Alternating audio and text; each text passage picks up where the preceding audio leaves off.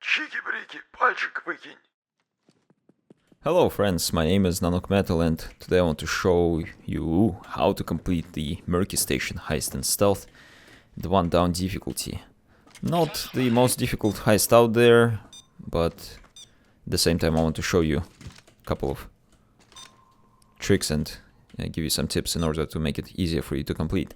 First of all, the basement here contains 2 bags of weapons. It's an optional loot and you don't have to secure it, but if you're going for a maximum payout, then I would recommend you to grab as many weapons as you can. The other thing is that you can actually complete the Murky Station very, very quickly if you get lucky, because you only need to secure the 2 bomb parts and they are... well, they're not very heavy and it doesn't take time to unlock the train carts where the bomb parts are located, because, well, unlike in the train heist, for example.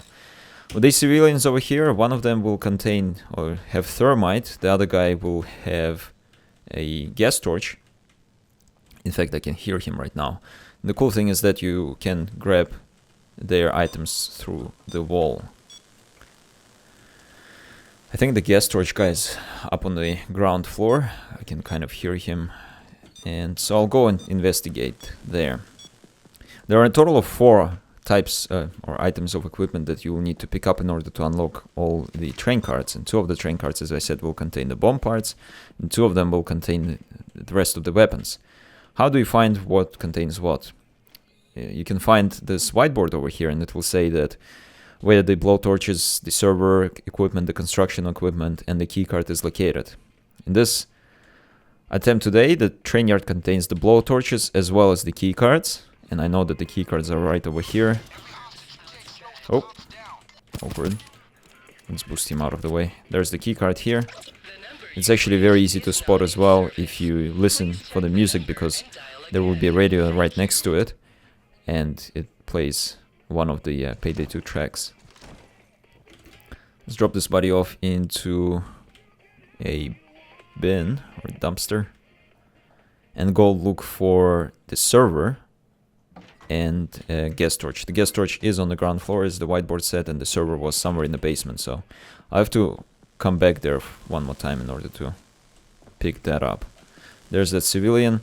They're quite blind. Like, I'm seriously, like, I'm pretty much like like inside of him and he still didn't see me, so don't freak out about the civilians. They're not that difficult to find and not that difficult to navigate around them. But as I said, in some situations you will be able to grab that item through a wall. Depends where it spawns. Sometimes you have a chance to do that, sometimes you don't. Okay, I want to find that hard drive. Should be somewhere here. Oh, come on. There it is, actually. Was it? Nope, it wasn't.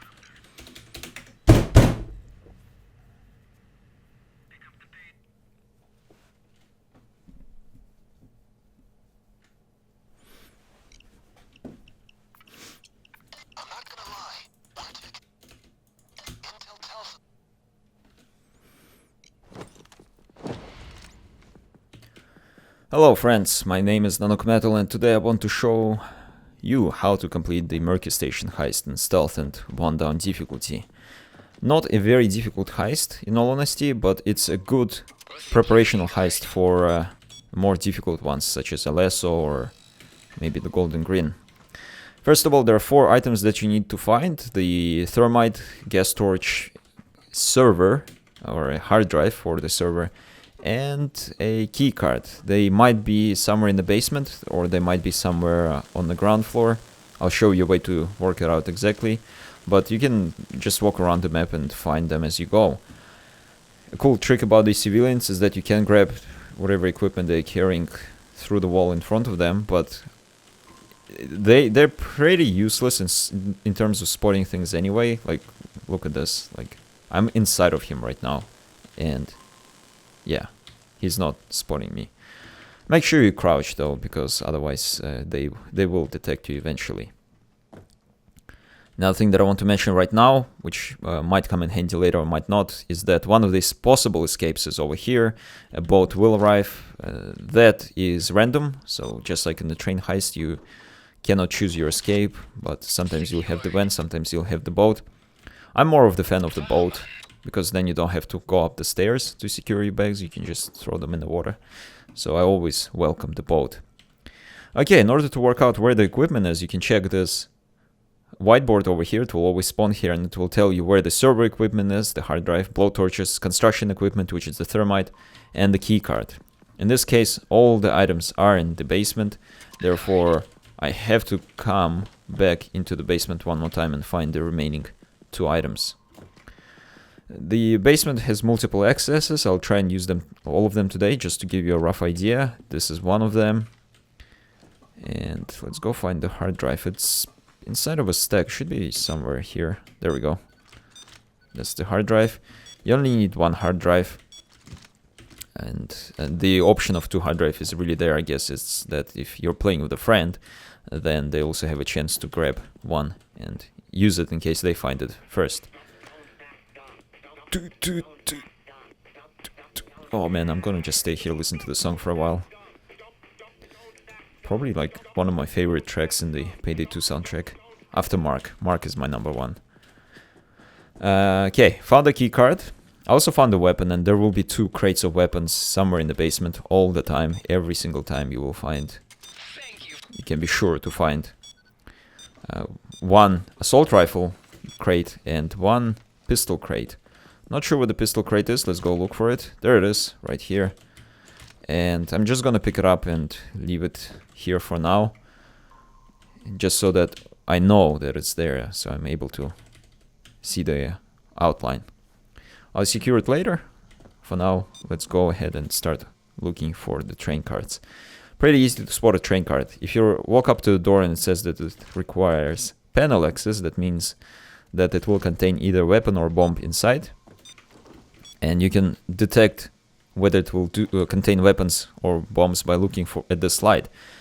If the bomb is inside, that light will be red. If the weapons are inside, then this light will be white. So even without looking, I already know that behind this wall door there is a crate of weapons and not a bomb. However, I'm going for all the loot today, so I will prepare these for now as well. I do want to get the bomb first, of course. Just like in the diamond heist previously, basically there is a lot of optional loot that you can go for, but you have to make sure that you get your primary loot first. Or you don't have to do it first, but I would recommend you to do it first, because you spend all this time securing the weapons, and then, well, for starters, you won't be able to secure anything right now until you actually find the first part of the bomb, but make sure you do secure it.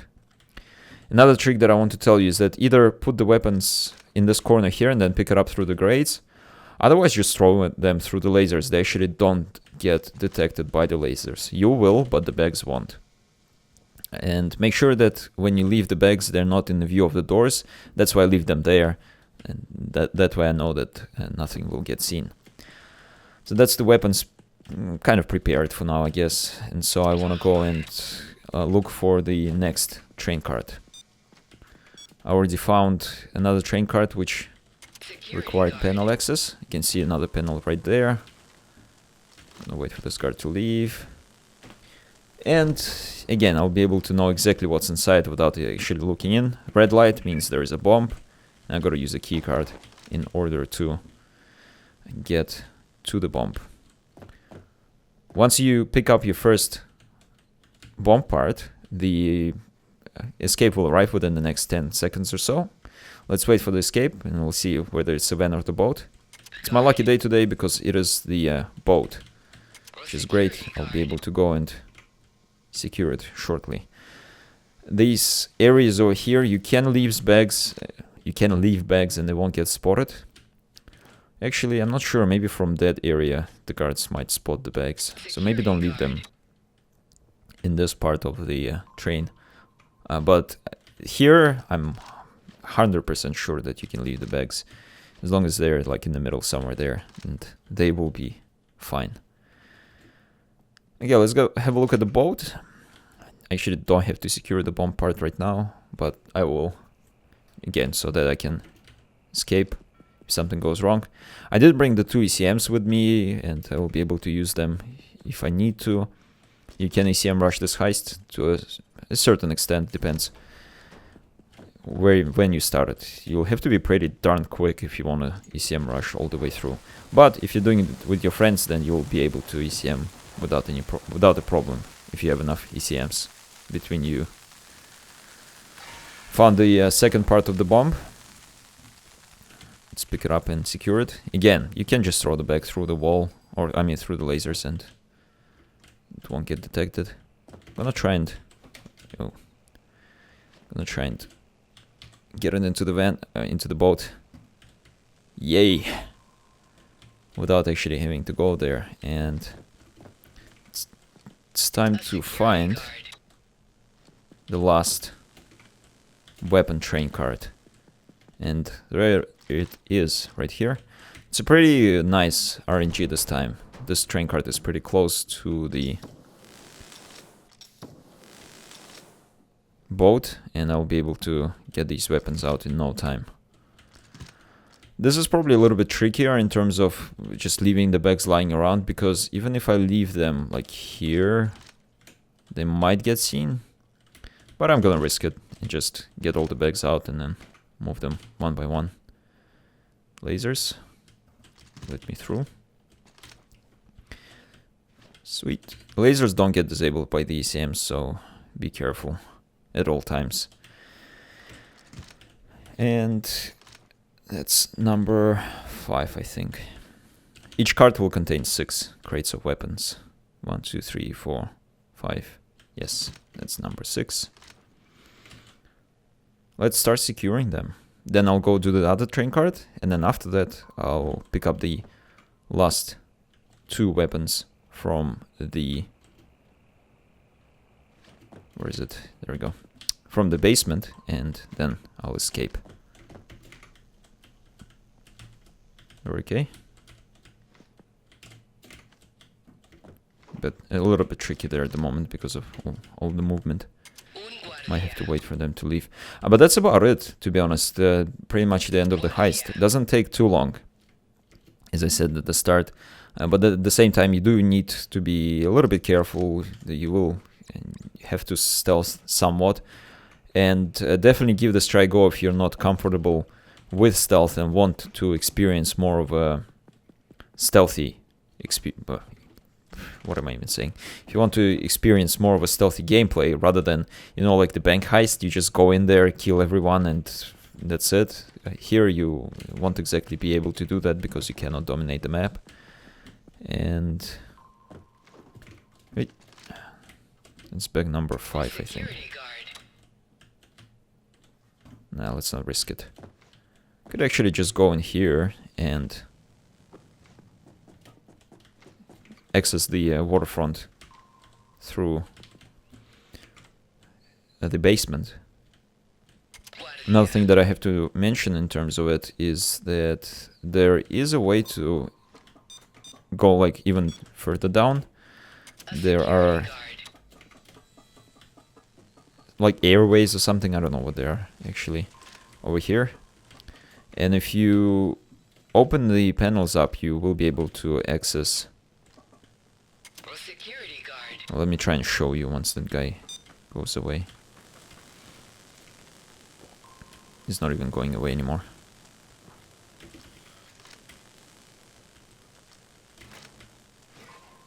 Yeah, so you can leave bags here, you can walk around here, no one will spot you, and it's probably the safest way to navigate under the basement.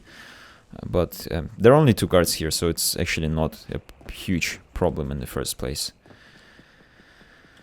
Okay, hopefully the guards cleared this area somewhat. Not really, there's still a guy here. That's okay, I'm gonna try and just walk around him. And that's the first train card done. Can I make it past him? Ah, he started walking, almost saw me because of that. It was a bit dangerous, but not a huge problem. That's, yeah, first train card done. Time to go do the second one. You can take advantage of the guards turning their heads around and basically just see where the guard is currently looking, and If I see that he's looking away, then it's actually not that hard to just get out of his way, and that should spawn. Good enough. That area is not 100% safe because the drone cameras that fly above.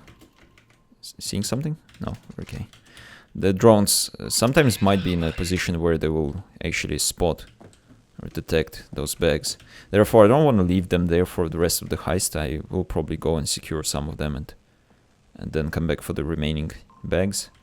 3 more bags in that train cart, by the way.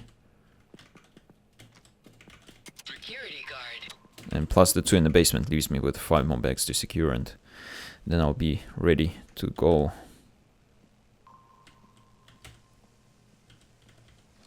Talking about the domination of the map reminded me of the Silent Assassin's skill. There are a couple of comments of people requesting me to try it out, and a couple of people I've experienced playing with over the past few weeks. Probably like 5 or 6 lobbies that I saw people use the Silent Assassin. And yeah, the comments not only ask like to try it out, but they also say, what do you think? What's your opinion on it? I honestly think, well, personally think that I personally wouldn't use it. I think it gives too much of an advantage, because once you take everyone out, all the guards, without them seeing you, you can dominate any map.